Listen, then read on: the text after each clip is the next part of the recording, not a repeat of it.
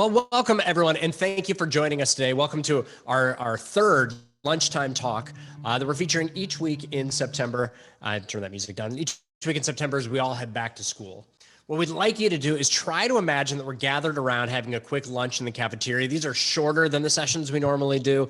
We keep them to a tight 30 minutes. We like them to be very conversational and to learn some new things. So as you're listening today, if you're here with us live, make sure to put your questions in the chat and we'll try to get to as many of those as possible. Those also will guide the conversation as we go through. This series is at noon Eastern time today, and our final session will be at 2:30 Eastern time on 9/29. Our topic for today focuses on the topic that's thought-provoking for really everyone. How do we dial up the sense of fun, of wonder, creativity? How do we build purposeful play in our STEM classrooms? We all know that classrooms can get very serious, and that's important. We've got content to learn, but we also need kids to be excited about opportunities and excited about knowledge that they don't have yet. Really high quality STEM is infused with creativity and a sense of playfulness. So how can we as an ecosystem, as a community, as a school district, work intentionally to build purposeful play into STEM experiences for all students across the ecosystem initiative? So here with us today with someone who's an expert in creating purposeful play in classrooms, Denise Phillips from Lego Incorporated. Denise is joining us today to help us leverage the power of play in our STEM classrooms. Denise is a passionate educational leader with over 30 years of experience in classroom construction, professional development, and educational sales enablement. That's a new one for me. A California Teacher of the Year, Denise now works for Lego Education as a solution architect to align playful learning and STEAM-based solutions to district visions and goals. The mission of her thought leadership work is to help districts and leaders understand the power of playful learning experiences that bring subjects to life in the classroom and make learning fun and impactful. Denise, I'm so happy you're here with us today. There's our basement. You don't know this, but our basement has an ungodly amount of Lego. We have 4 Lego tables. My little studio down there, this is probably embarrassing to say, but like half the bookshelves aren't books. It's, my Lego Voltron and my Lego James Bond car and all of my overpriced giant kits, because I never get the little affordable ones. I always get the massive ones. So we're a big Lego family. We do Lego design challenges sometimes on the weekends. And I'm so excited that you're here with us today. So talk to us a little bit about how we can use play in the classroom. Fantastic. I am thrilled to be here. It's exciting. And I'm looking forward to seeing some of your questions and your Denise, we are not hearing you in the chat. Oops. Never mind. Lauren is hearing you. Can you hear me? My fault. Continue. Okay, perfect. All of a sudden, people should have coffee mugs that say you're on mute. You're on mute. They just hold up the coffee mug and then everyone would know. No, that one was totally my fault with this rigged up setup we've got down in the basement, and I had a slider down. Fantastic. Well, I'm excited to be here. And so I want to talk a little bit about, just kind of make some connections, maybe give you a little bit of trivia you may not know about the Lego Group. So Lego Education is part of the Lego Group, and the Lego Group is a family-owned company since 1932, not privately owned, family-owned. And the name of the company came from the Danish word legot, which means play well. And one little fun fact you might not know, and I'm going to be referring to it throughout, is that the Lego Foundation is the altruistic arm of the Lego Group and receives 25% of the profits from Lego. And so what the foundation does is does research, and they provide grants and money to entities to build that learn through play kind of mentality across the world. And so at Lego Education, we really are about inspiring and developing the builders of tomorrow. Oops. We want every student to be able to succeed. And we're going to talk about that because, we're really entering a time where we have to realize that equity is not equality. And we need to make sure that we are providing every student what they need. And I'll talk about that just a little bit further. Now I'm aging myself a little bit. I've been in this for a long time, and I've heard this term, I've heard this phrase, this quote in different forms. And it's even more connected today. And I don't know if it's because we haven't reached our goals of preparing students for an uncertain future, or if that future is moving and changing even more rapidly than we anticipated. But I want to talk a little bit about what's happening with the future of jobs and how we can best prepare our students. The World Economic Forum put out a study that showed that the top skills needed for 2025 are entirely different than what we thought, in a way, because it says that 50% of all employees will need to be reskilled by 2025. That's only 3 years away. And so this came out in 2020 or 2019. And so what do those skills look like that we need to prepare our students for? Well, those skills, if you take a look at this, I kind of blew this up so you can see it. 5 of those main skills that they need are problem-solving skills. 2 of them are self-management. 1 of them is working with people. So most of the skills aren't related to reskilling around technology and STEM, although we know that needs to happen. But those main skills they need are those skills that require confidence and flexibility and executive function skills. So how do we develop those when we're already trying to kind of address the key concept? Well, the main thing is we know that building knowledge is never going to go away. Okay, never going to go away. We need to develop in students the skills and knowledge in literacy, language, communication, world history, science, and math. That's not going to go away. But we need to also create a T-shaped student, a T-shaped learner, a T-shaped worker, someone that is specialized, but also has the ability to be flexible and see connections between other things. And right now, in the past, where I would say pre-COVID, we were so focused in one area that we weren't getting the depth of application in our interventions because we weren't creating those students that have that broader range of skill. And so obviously just this is just another way of kind of looking at that. They need specific skills, but they need emotional intelligence. And I'm sure that many of you, and you can just kind of, you don't have to chat in, just think about it. How many of you coming out of COVID have realized that one of your main challenges is this emotional intelligence piece in getting what you need to do to get them, I don't know, caught up, supported, enriched, expanded, accelerated, whatever you call that process to get them back where we were. The idea is that a lot of those students don't have that I know how to work in groups. It's like that year and a half was just this black hole of void. So we need to build that in. And we know that in doing that, we need to make connections to social emotional learning. We have to be able to connect to those reasons that they're not able to have those interventions stick. Okay, we feel at Lego Education, the key to that is play. So I'm going to talk to you a little bit about an activity we've done. And I know that some of you probably have done this activity. When we're doing it virtually, it's hard to do. I can give you a little trick to doing this. But what we do when we are in person with people is we give them these 6 bricks. And we say, you have 30 seconds, build a duck. And I purposely, at about 20 seconds left, I go, you have 10 seconds left. Because I want to demonstrate the different things that happen when they're trying to build this duck. And when we build this duck, you get a variety of ducks. Take a look at some of these ducks. None of them are wrong. They're all ducks. But the crazy thing is, in doing this, they used 6 bricks. Oh, and that's a little piece of trivia too. You don't plural Legos. So you don't say Legos. You say Lego, but if you want a plural, you say Lego bricks. Just a little piece of trivia for you. Didn't know that till I came in. I still messed up on it. But yeah, I've met some Lego corporate people, Denise, and they get real crabby when you say Legos. Oh, they do.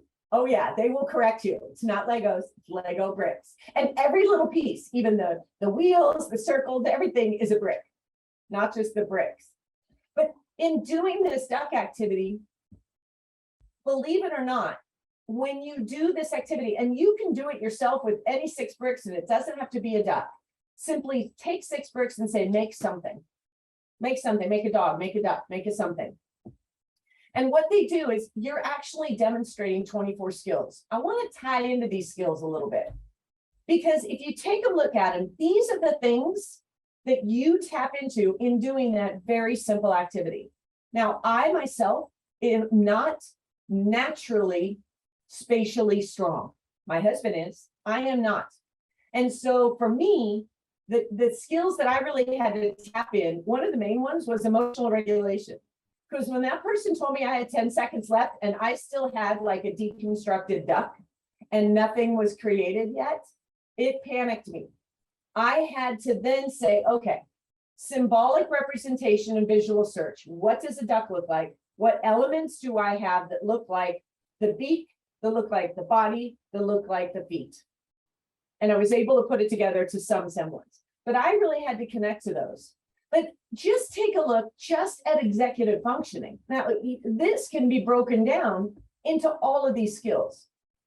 So I want you to take a look at this and look at these skills: planning, organization, task initiation, flexibility, attention, self-control, metacognition, working memory, time management, perseverance.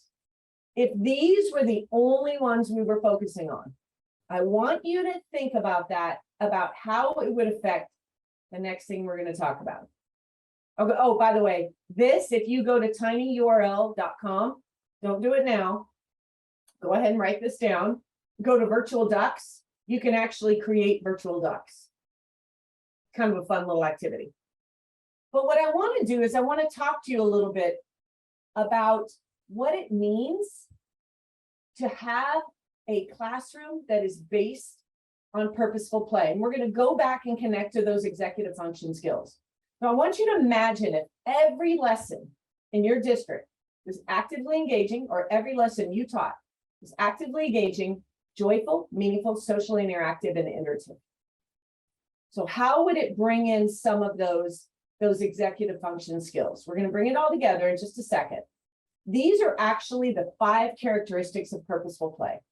And this was done in a white paper by the Lego Foundation, where they analyzed all those characteristics. And I want to direct you to the legofoundation.com. Definitely write this down. There are the white papers that are on here, but there's also a wealth of information about how you can bring and nurture this purposeful play. But if we bring this in, what I want to do is connect to what you're already having to do as far as your MTSS or your tiered intervention systems, and how bringing this culture of play, whether it involves Lego or not, how this brings in and connects to what you already have to do. Because I was a teacher for 30 years. If someone told me, okay, you're going to have to let's bring in power play, let's do this, the first thing I would say is, what am I not including? What am I getting rid of?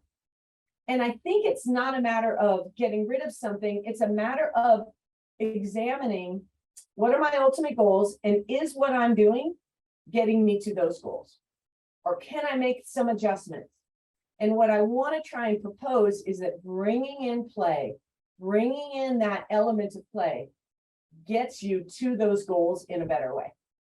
Denise, could you talk just a little bit about some examples of you gave the duck example already. I've done one, and I hope I'm not stealing this one from you, because I think I learned it from Lego folks, where you have similar 6 bricks, you have somebody design something, and then they've got to describe it to somebody who has the same 6 bricks but can't see it and try to match it up. But can you give us some other examples of ways that you've used play to, specifically tied to content or lessons at different age levels? Absolutely. Well, the lesson that you talk about can be done in an oral or written form. And if you do it in a written form, you're really tying into that coding progression, but also the cause and effect progression when you're teaching language arts and you're teaching that cause and effect, what happens here, what happens here. It also connects to math, in that if students can learn how to code and to debug a program, they can learn the algorithms for math, because they can go back and debug their math. But here's one example that I've done with them. I've brought a list of 50 academic content vocabulary words to, like, in a particular grade level to students. And I show the list. Or maybe there's certain vocabulary words we're working on for a unit. Maybe there's 10 vocabulary words. Maybe there's 5 in a particular science unit.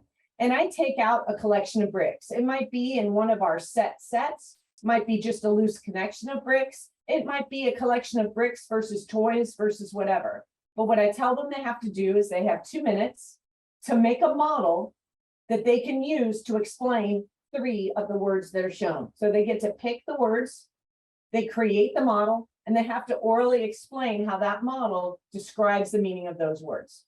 So there's all sorts of ways you can go in that direction, but also this website, the legofoundation.com, if you click there and you go to Let's Play, they have also, Jeremy, the one you mentioned, but also many other lessons that involve Lego or don't involve Lego that you can use to bring this power of play. What I love about it is that it's great as a hook, no matter what, and as a kickoff and to get creative juices flowing, but also when it can be tied to the content. I don't think it needs to always be tied, but when it can be tied, we know that kids and adults learn better through building and creating and explaining, and it's a better way to show mastery of the content than taking a test. Agree. And it's that equity piece. Not all kids can share or show their knowledge in the same way.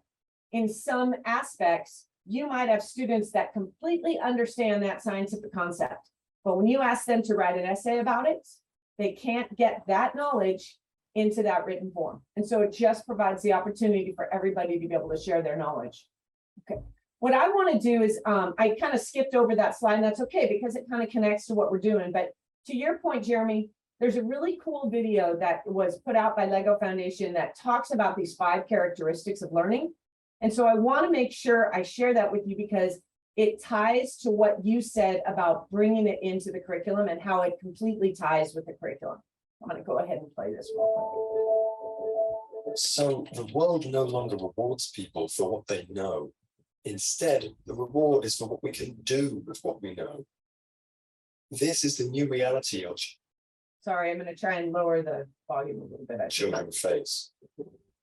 think I'm blasting your ears off. Technologies, jobs, Sounds okay to me. and all sorts of challenges that we can't foresee. This means that what children learn and how they learn it must also change to look a lot more like the way we naturally learn through play. But what does that look like in practice? Here are 5 characteristics of learning through play. Number 1, actively engaging. So coming up with ideas or just learning something new is much more likely when you're actively engaged. Does that mean to dance or to jump around? Well, it could, but it doesn't have to. It's more about becoming so involved, so invested in what you're doing that learning happens naturally. Like when children solve a real-world problem that matters to them. As they brainstorm and conduct research interviews, they're immersing themselves in the subject.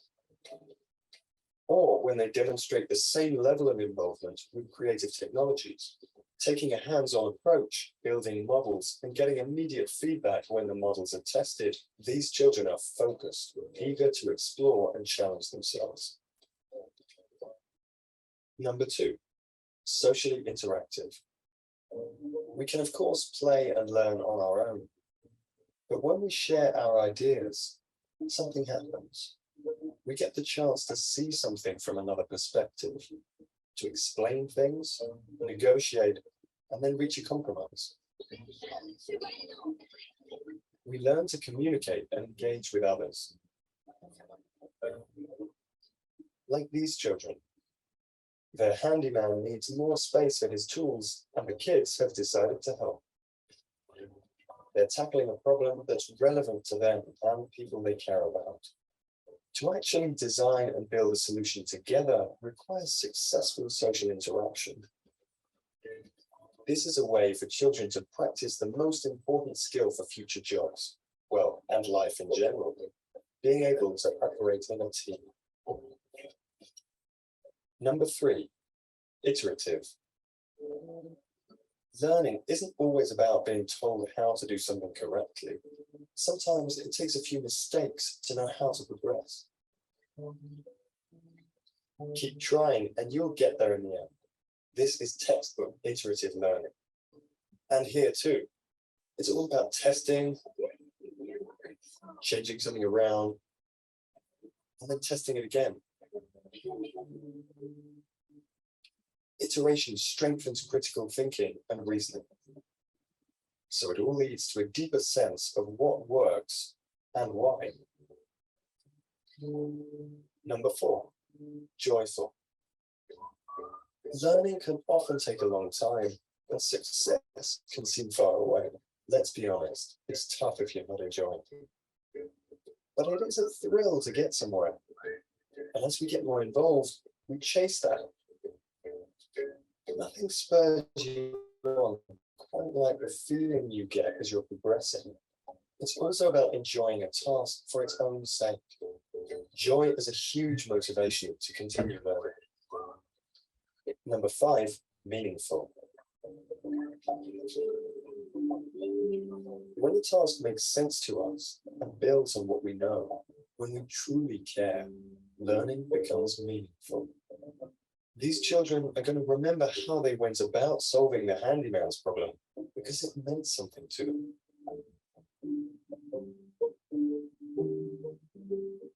Learning by solving real-life problems not only benefits them as individuals, but also their families, their school, their community, and the world.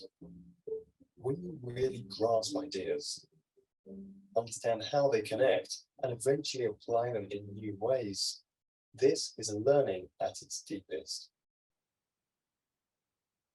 Well, so I'm going to go ahead and, just for the sake of time, not do the last like 2 minutes of it. Let me go ahead and go here, because the idea is that, and it kind of talked about there, that we really need to prepare them to do anything, to have a mindset, but that takes confidence. And sometimes we find that students are exhibiting a lack of confidence, especially in STEAM skills, and especially with women and students of color. And we need to really take a hard look at why that is. We know we can look at the data and say that students lack confidence, that teachers are saying that students are opting out of some STEM courses because they lack confidence, because they're presented in a way that is worksheets and essays and that type of thing. And this is kind of the bad news. Like, this doesn't look cheery. But in that same Harris poll, the same Harris study, it showed that 95% of educators believe their students can build confidence in STEAM subjects when it's hands-on. 89% of students say that hands-on learning helps them learn new things. So it's a slight shift of not saying, okay, so everything you're doing needs to be thrown out. No, let's just bring a little bit more hands-on to them, because we really feel that confidence is the willingness to take risks, the embracing the process of learning. Failure is part of learning. That's that iteration piece. It's built in. It's almost said, you're going to fail. So how do you iterate? How do you iterate to get it to that point that you want it to be? And I really like this quote, not because it's earth-shattering. I'm going to put a switch to it. And my educators here, I hope you see that, and my leaders, my teacher leader, or my school leaders here, yes, all students need to be exposed to a nurturing environment. Yes, this is absolutely true, but they can't be exposed to that environment if teachers aren't in that environment as well. If teachers aren't in an environment that allows them to take a risk and fail miserably and say, my lesson just bombed. And this is why, and this is what I want to do to change it. This is what I want to do. I really want to try some new things here. Can I have the freedom to be able to take those risks? And so we really feel like teachers need to be nurtured in their process of learning, in their knowing that failure is part of that learning. I think that's so critical, Denise, as we're thinking about this and processing as ecosystem leaders, is that a lot of times ecosystems don't have a lot of direct access to teachers, but they do have direct access to superintendents and principals and curriculum directors. And it's a thing that we really want them to be thinking about, that if we want to make this change in our young people, we want to make this change where they can find problems, try to solve them, fail, and learn from those failures. The teachers have to be modeling the exact same process. And it's very different than when I was in school, and I assume the school that you went to, where teachers are expected to always look perfect. We want the opposite now. We want to see teachers fail. We want to see them fail with grace, and to learn from those failures and to get up and to move on. But they need to be safe in that. And they need to feel like the environment is all based around that. Because they can go in their classrooms and shut the door and try and create that nurturing environment.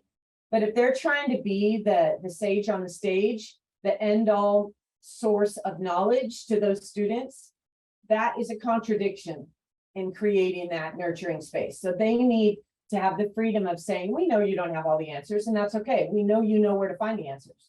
We That's know that you know lead the learner process phrasing to have that that lead learner phrasing that's kind of oversaid, I think, and so I hate saying it, but the philosophy is exactly right. That's what we have to all be doing. We're far beyond the place where a person or even a small group of people can be experts in the world's knowledge. So it is all about learning how to seek and synthesize knowledge, and teachers need to be Absolutely. doing that in front of kids.